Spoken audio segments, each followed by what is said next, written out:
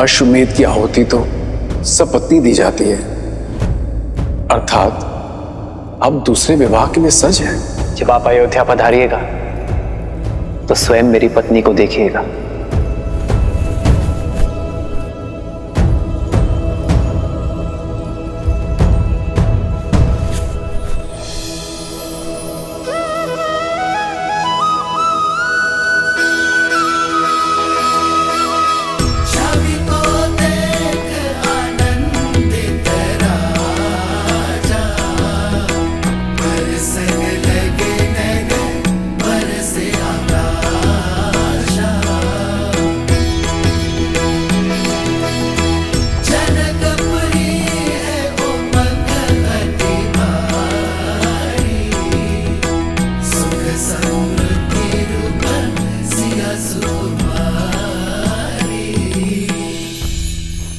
रहने दीजिए महाराज, रहने दीजिए महाराज। मेरा मन कहता है कि मिथिला की हर एक दीवार पर लिखवा दिया जाए कि अयोध्या में कोई अपनी पुत्री न ब्याहे, पुत्री न ब्याहे। अपने मुख से निकली हुई हर एक बात के लिए मैं बहुत लज्जित हूँ श्री राम, कृपया मुझे क्षमा कर दीजिए। मैं भी क्षमा प्रार्थी हूँ श्री राम, आपकी महानता को समझने में चूक हो गई मुझसे। मुझे लगा आप दूसरा विवाह करेंगे, परंतु ये कार्य करके तो आपने मिथिला को पुनः जीत लिया। मुझे क्षमा करें। यह आपकी भूल नहीं, सीता के प्रति आपका प्रेम था। पुत्री वियोग मुख से बाहर निकला, विरह की असहनीय पीड़ा अश्रु बनकर नेत्रों से बाहर आई। अपना हर सुख भूलकर दुख के भंवर में डूब गए आप। सीता धन्य है आप जैसा परिवार पाकर।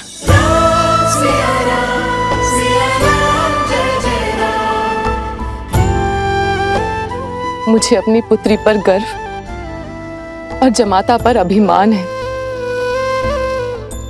मैं आयु में आपसे बड़ी हूं राम, और संबंध में भी माता समान हूं, इसलिए आपके चरण स्पर्श तो नहीं कर सकती, किंतु मेरा मन, मेरा हृदय और मेरी आत्मा आपके शरण में है।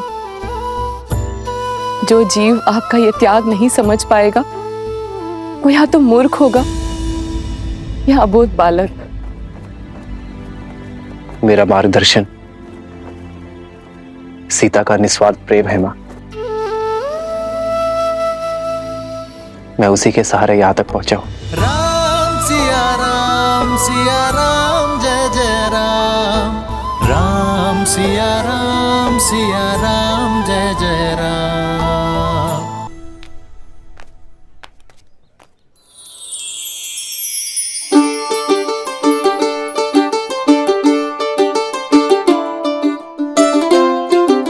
अरे मेरे दुकान के सामने क्यों खड़े हो? चलो उधर जाओ।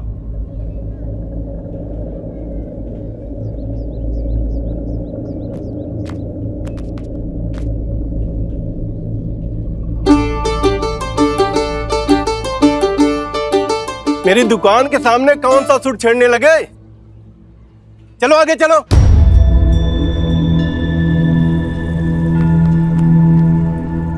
यहां क्या कर रहे हो? आगे जाके बजाओ, जाओ यहां से।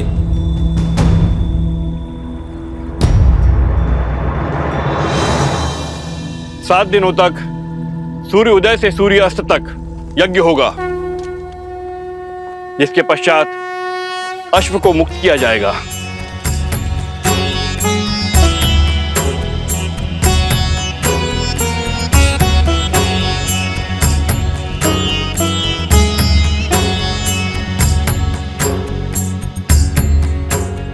राम, प्रथम आहुति गजानन की।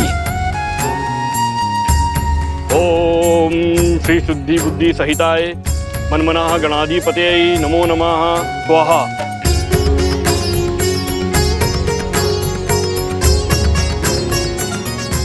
उमा महेश्वराय नमः। लक्ष्मी नारायणाभ्याम नमः। मातृपितृ चरण कमलेभ्यो नमः। इष्ट देवताभ्यो नमः। कुल देवताभ्यो नमः। स्थान देवताभ्यो नमः। सर्वेभ्यो देवेभ्यो नमः। स्वाहा।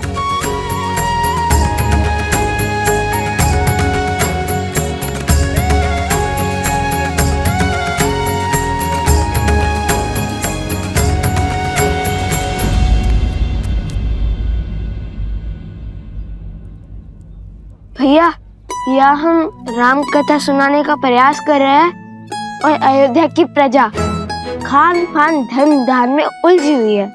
भगवान वाल्मीकि ने क्या कहा था कुछ कि मनुष्य को सब कुछ दिखता है किंतु वो अपनी नाक नहीं देख पाता। ठीक उसी प्रकार उनके प्रजा श्री राम के इतने पास है कि वो उनकी दिव्यता नहीं देख पाते हैं। तो फिर धनुष उठाते हैं भैया। जो वीणा का राग नहीं सुनता उन्हें धनुष की टंकार तुरंत सुनाई देगी। नहीं कुछ माता ने क्या कहा था, उपद्रव नहीं। और चलो गायन आरंभ करते हैं। चलिए भैया।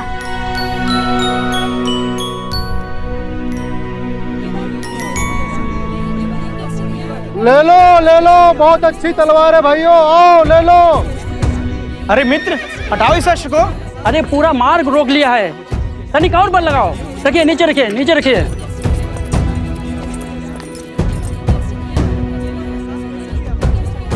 एक काम करो, मुझे 2 सूरजमुखी के पुष्प दे दो। पहले मैंने कहा था, मुझे दो शीघ्र। हटाओ इस अश्व को, तनिक और बल लगाओ। संसार में सबसे चंचल वस्तु है ये मन।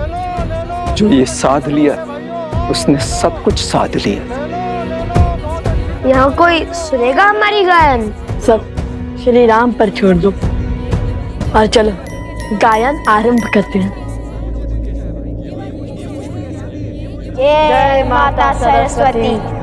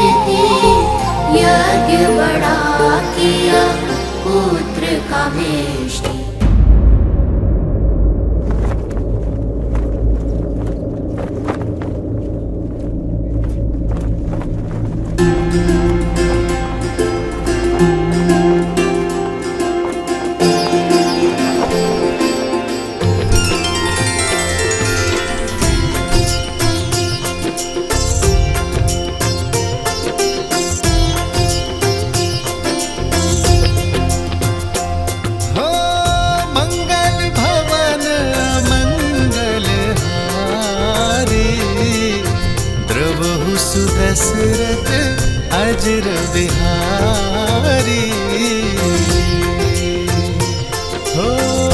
होई सोई जो राम रचिरा को करी पर बढ़ावे साखा। ये वस्त्र हमें दे दीजिए ऋषि कुमार, इस पर आपका अधिकार नहीं।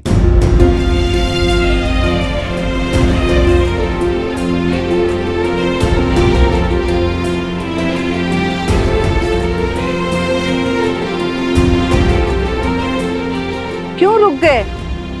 महाराज का तो आशीर्वाद तुम्हारे साथ है। गाओ पुत्र गाओ। गाओ न ऋषि कुमार। हाँ हाँ गाओ। गाओ ऋषि कुमार गाओ। गाओ गाओ गाओ गाओ गाओ गाओ गाओ।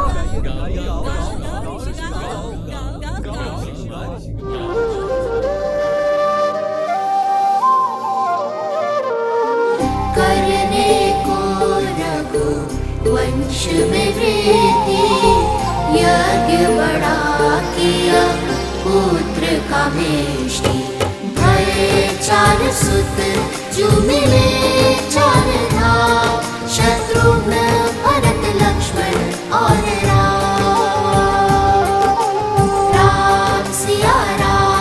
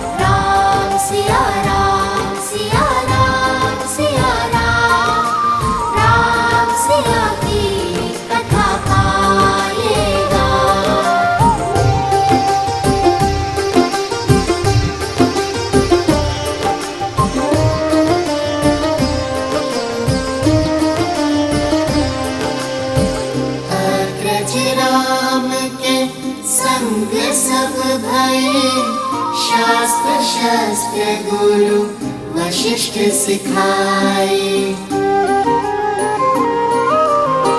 धर्म के काजे राम लखन फिर विश्वामित्र संग लीन विदाए। अस्त्र शस्त्र सब दिव्य सहेजे, ताड़ सुबाहु लोक भेजे। करुणा से न बड़ा कोई बार, छू कर किया माँ अहिल्या। राम सिया राम सिया राम सिया राम, अति पावन सिया राम लगा। राम सिया राम सिया राम सिया राम, राम सिया राम सिया राम सिया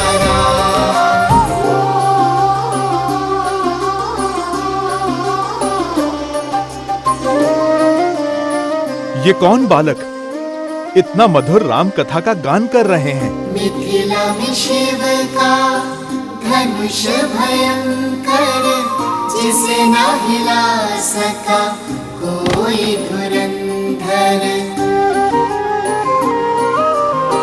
राम लखन गुरु मिथिला पहुँचे, लक्ष्य था देखन सिया का स्वयंवर।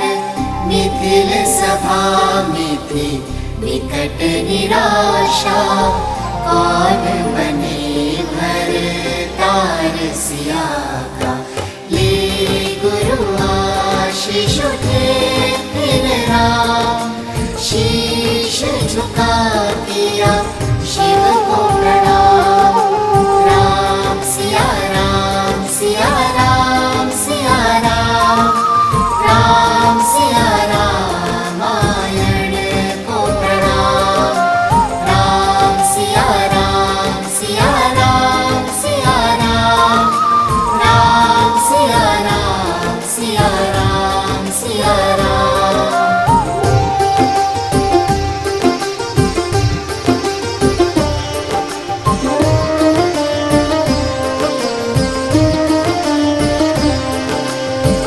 राम सहजता से धनुष उठाए, टूटा धनुष जो प्रत्यंचा चढ़ाए। परशुराम ले परशु आए, सारंग साध के उनको मनाए। जानकी ने वर माला डारे, भूप मिले श्री और चक्रधारी। एक हो गए फिर सिया और राम, दो है शरीर एक नाम। राम सिया राम सिया राम सिया राम, राम सिया का है ये गुणगान। राम सिया राम सिया राम सिया राम, राम सिया राम सिया राम सिया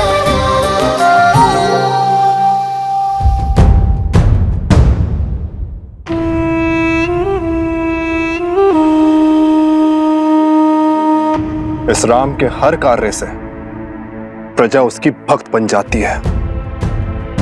बिना शस्त्र उठाए, बिना सामने आए, वो हर बार हमें हरा देता है। कल प्रातः काल सूर्य की पहली किरण के साथ पुनः यज्ञ आरंभ होगा।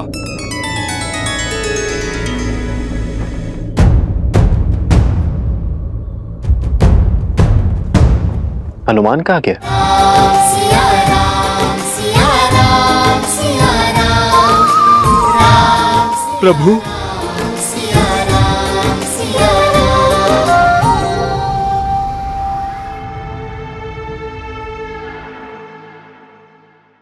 भैया वो ब्राह्मण कहाँ गए जो भावमग्न होकर हमारा गान सुन रहे थे? हाँ, मैंने भी उन्हें कहीं जाते देखा नहीं। कहीं भोज करने तो नहीं गए, इसलिए लौट गए होंगे। चलो ना, हम भी चलते हैं धर्मशाला। हाँ हाँ, शीघ्र चलते हैं। भैया, तन मन प्रसन्न हो गया श्री राम कथा कहकर, किंतु हमारी भक्ति ना श्री राम को हमारे निकट लाई, ना हमें उनके। जो हृदय में है वो सामने भी अवश्य आएंगे।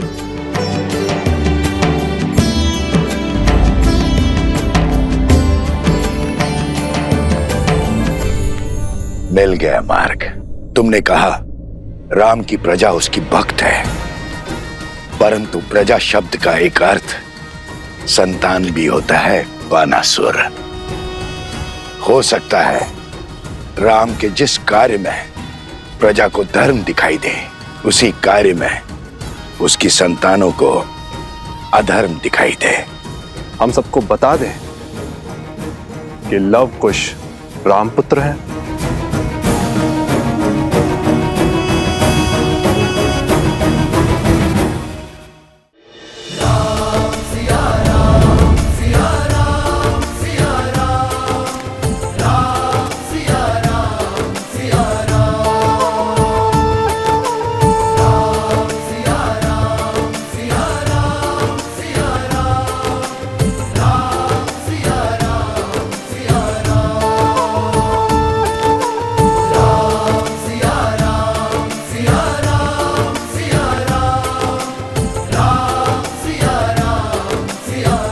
कहाँ व्यस्त है हनुमान? बहुत देर से दिखाई नहीं दिए। बहुत समय बाद तुम्हें इतना प्रसन्न देखा हनुमान, इस प्रकार घूमते गाते देखा।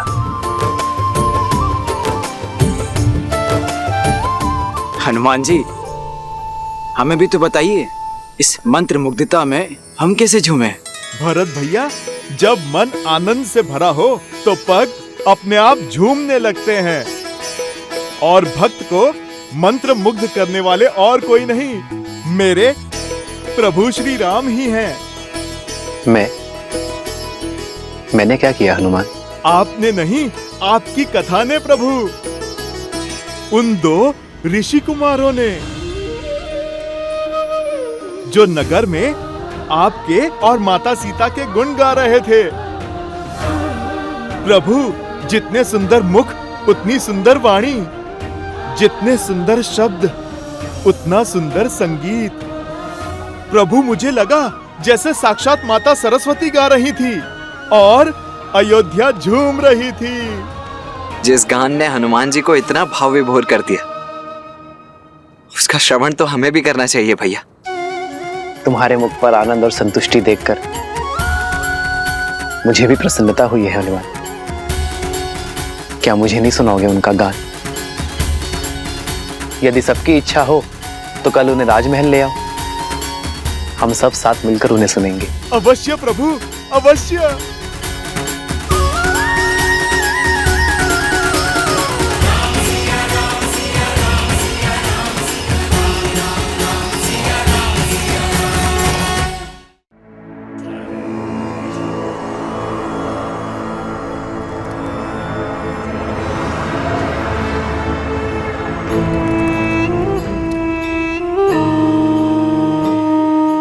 हम किसी के आगे लवकुश का भेद नहीं खुलने देंगे, क्योंकि ज्ञान व्यक्ति को मुक्त कर देता है और अज्ञान बांधे रखता है।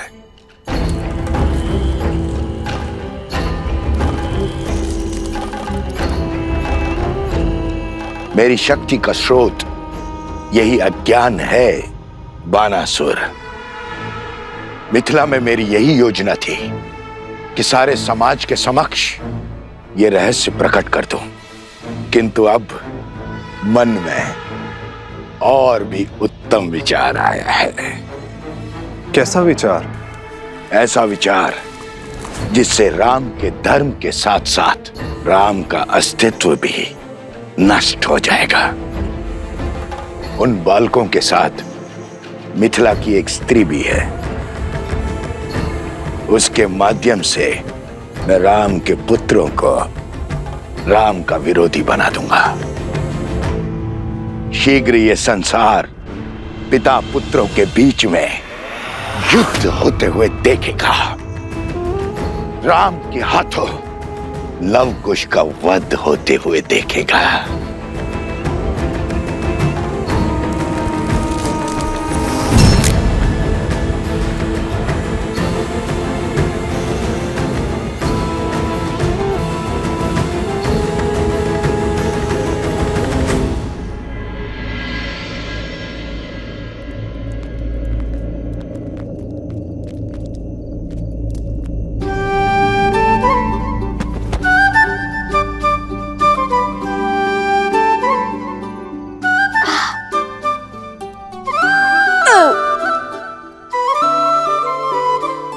ऐसे क्यों देख रहे हो भैया?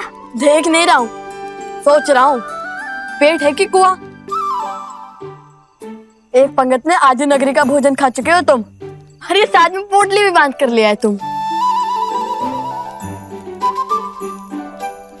आपके लिए भी तो बांधा है भैया। और वैसे भी पूरा दिन गायन किया है और कल भी करेंगे, और ऊपर से प्रभु श्री राम से भेंट भी नहीं हो पा रही है, और ज्ञान करने से मुंह के साथ पेट भी सूखता है।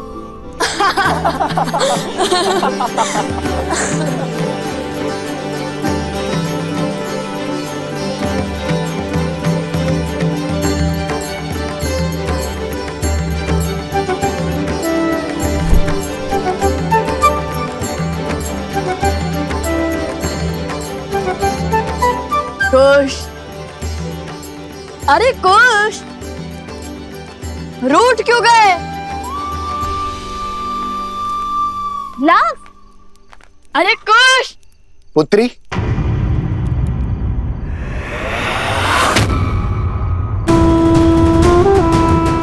तनिक भोजन मिलेगा?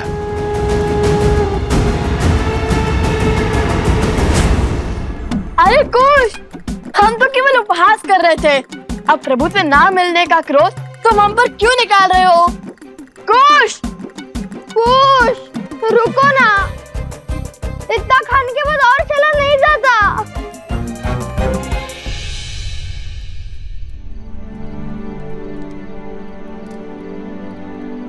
सभी ऋषिगण यहीं पर हैं। वो दोनों ऋषि कुमार भी यहीं कहीं होंगे। अरे वो रहे, देखो।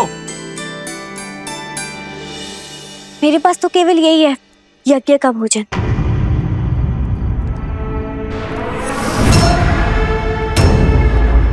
अवध की अन्नपूर्णा वन में भटक रही है और अवध में भोज चल रहा है। दुर्भाग्य, सीता को त्याग कर भी राम के गुणगान गाए जा रहे हैं।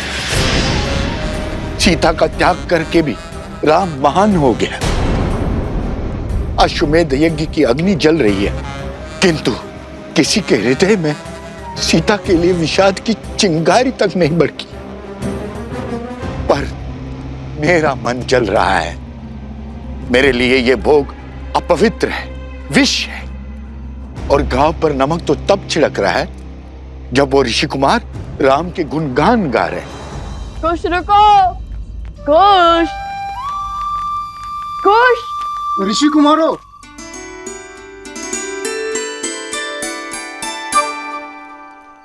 ये अकस्मात रुक क्यों गए? ऋषि कुमार, कुछ भेंट लाए हम आपके लिए, दही मक्खन और लड्डू।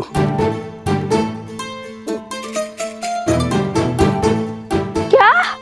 लड्डू?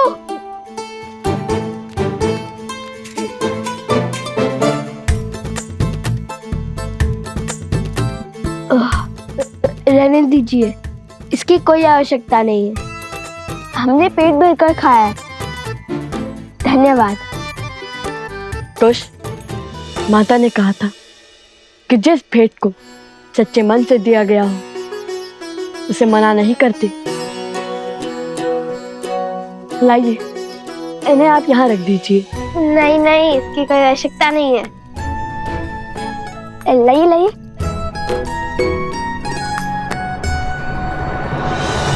दुख तो मुझे भी बहुत होता है। तो रोकती क्यों नहीं उन्हें? तुम तो मिथिला से हो, जानती हो राम ने सीता के साथ क्या अन्याय किया है। तुम्हारा कर्तव्य है उन ऋषि कुमारों को राजकुमारी सीता के साथ हुए अन्याय का भेद बताना। संसार को हानि दुष्टों का कोलाहल नहीं, सज्जनों का मौन पहुंचाता है। क्यों नहीं खोल देती अपने मन का भेद और सत्य का पिटारा उन ऋषि कुमारों के सामने?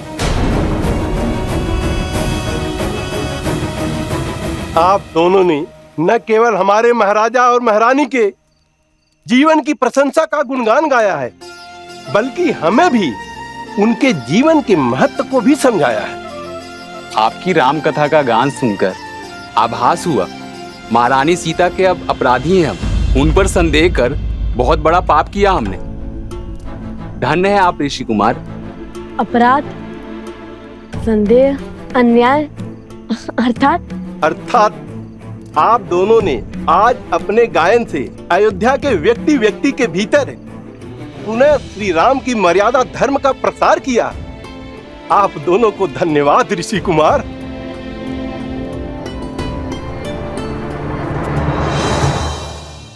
अरे तुम तो सच में टूट पड़े। भैया, पावन अयोध्या की पावन भूमि का पावन प्रसाद कैसे जोड़ूंगा? ये भी उचित है। वैसे वो प्रजाजन क्या कह रहे थे? मैं बताती हूँ।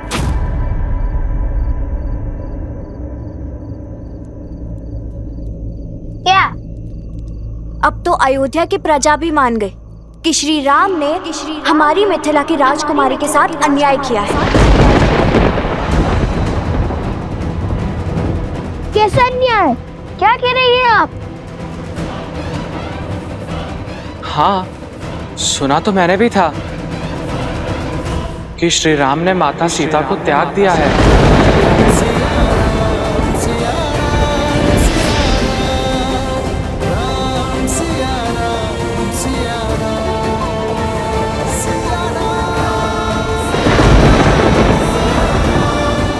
नहीं नहीं नहीं, ये असंभव है।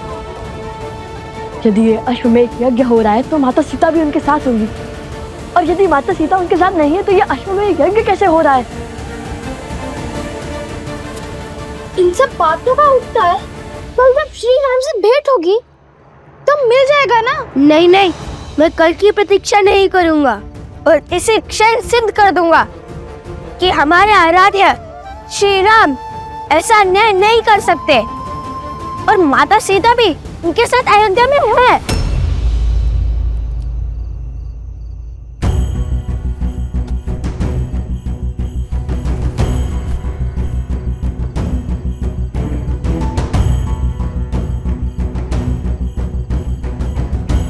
एक बार माता सीता से मिलने सब सिद्ध हो जाएगा।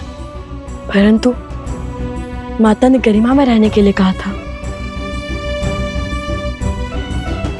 ठीक है, यदि आपको प्रमाण नहीं चाहिए तो चलते हैं।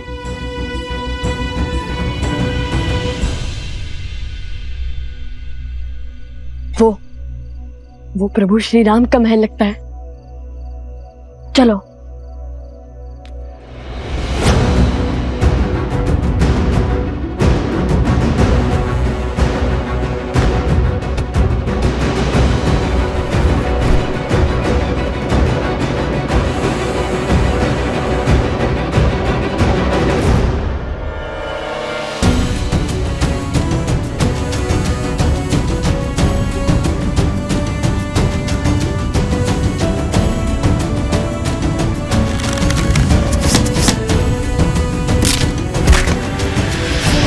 चलो वहां को ये देखते हैं।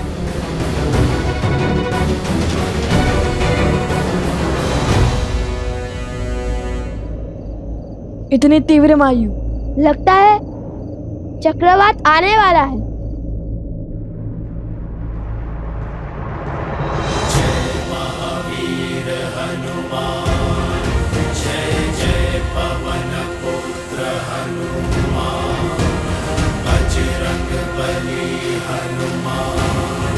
जय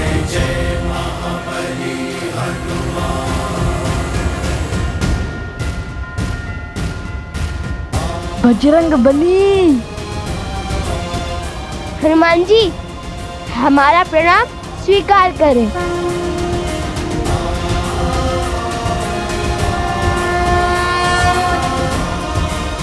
एक राम भक्त ने दूसरे राम भक्त को पकड़ लिया, ये भी हमें चोर समझने लगेंगे।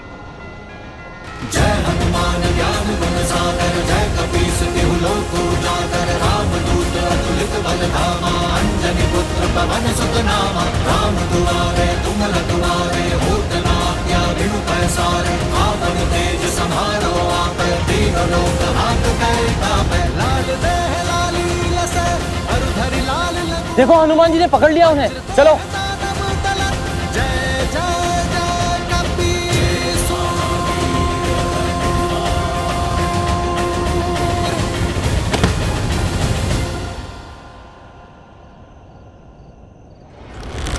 नीचे से चीख कर बात करनी पड़ती है ना, और चीख कर बात करना सभ्यता नहीं, इसलिए ऊपर आ गया। विराट रूप धरकर हमें भयभीत करना चाहते हैं। ये मत सोचिए कि आपका दाह सफल हुआ, हमने तो पहले ही आपको आते हुए देख लिया था। मुझे भी अपने तनिक निकट ले लीजिए हनुमान जी।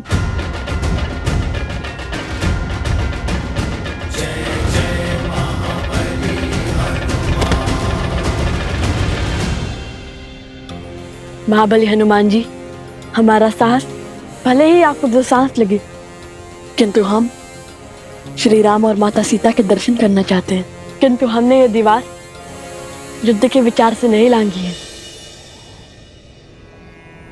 जिनके मुख पर प्रभु श्री राम और माता सीता का नाम हो, उन्हें पराजय छू भी नहीं सकती।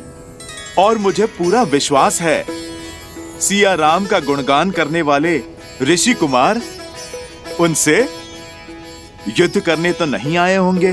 फिर क्यों आकार बड़ा रखा है आपने? ताकि वे अयोध्या की सुरक्षा का दायित्व उठा सके, हर और दृष्टि रख सके। अच्छा, वैसे आप दोनों के गायन और स्वर का बहुत बड़ा प्रशंसक हूं मैं। सत्य कहूं तो अभी संध्या में आप दोनों बाल ऋषियों के दर्शन करने के लिए मैं बस आने ही वाला था, किंतु रात्रि के समय आप दोनों यहां क्यों आए? आप दोनों को संकट है या फिर शंका? भक्ति है हनुमान जी। माता सीता और श्री राम के दर्शन करने यहाँ आए हैं। मिथिला की कन्या जिसका विवाह हमने करवाया, वो कह रही थी कि महाराज राम ने अपनी पत्नी के साथ अन्याय किया है। बस इसलिए हम चले आए श्री राम और माता सीता से मिलकर ये सिद्ध करने, न्याय की मूर्ति श्री राम अन्याय कर ही नहीं सकते। तुम दोनों जिनकी पूजा करते हो, उनकी ही निद्रा में विघ्न करोगे? बात तो उचित है। मैं भोर होते ही आप दोनों को प्रभु श्री राम के दर्शन करने के लिए राजभवन ले चलूंगा। जैसा आप कहें हनुमान जी। आइए। आपको कष्ट करने की आवश्यकता नहीं है।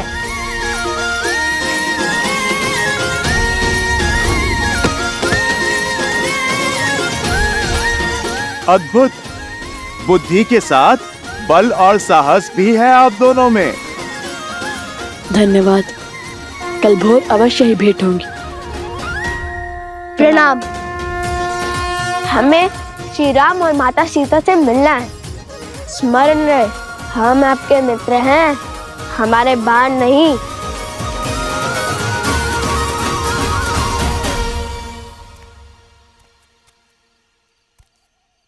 वन देवी। जी गुरु माँ। इसे पी लीजिए। ये क्या है गुरु माँ? काढ़ा। इसमें घुली जड़ी बूटी और औषधि आपके मन को शांत करेगी। आपकी चिंता को समझती हूँ, किंतु भय दुर्भाग्य लाता है। इसे पी के निश्चिंत सो जाइए।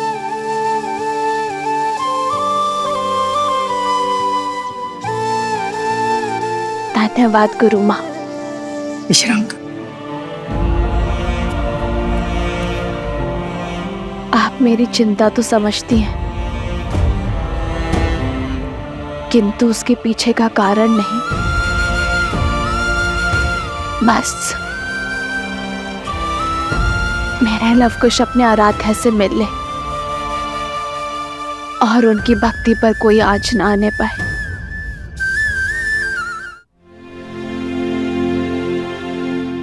उनके मुख पर दिव्यता के दर्शन किए हैं मैंने, और उस दिव्यता ने मेरा मन मोह लिया। कोई साधारण ऋषि कुमार नहीं है, बल्कि साधु और शासक का अनूठा संगम है। उन दो ऋषि कुमारों ने जो नगर में आपके और माता सीता के गुण गा रहे थे, प्रभु मुझे लगा जैसे साक्षात माता सरस्वती गा रही थी और अयोध्या झूम रही थी।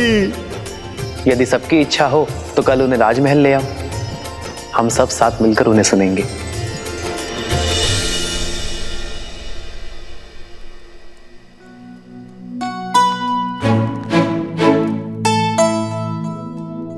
अरे उठकर व्यायाम भी करने लग गए कुछ।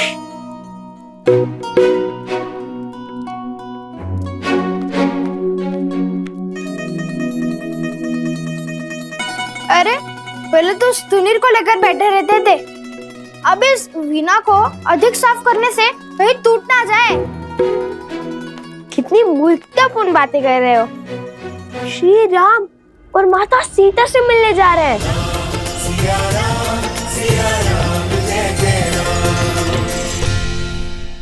महाराज राम और माता सीता से मिलने जा रहे हैं। वीणा क्या, मुख भी ऐसे ही चमकाऊंगा, घिस घिस कर पतला हो जाएगा। हाँ, उचित तो कह रहे हो। कुश,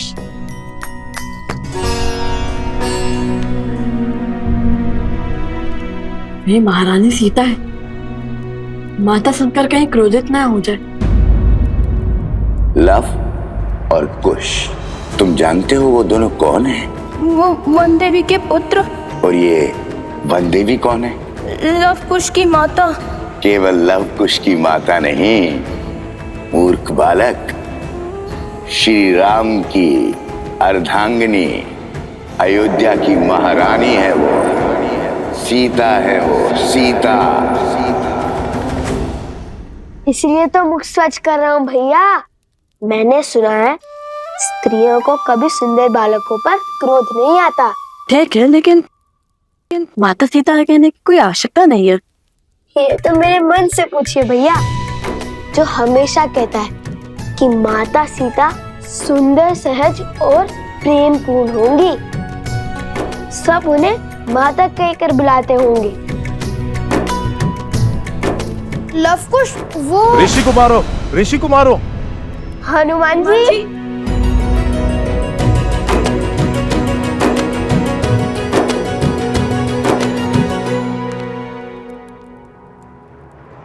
वन देवी ही सीता है। जब लवकुश को पता चलेगा कि माता सीता यहाँ नहीं है, तब क्या होगा? क्या मैं उन दोनों को सत्य बता दूं?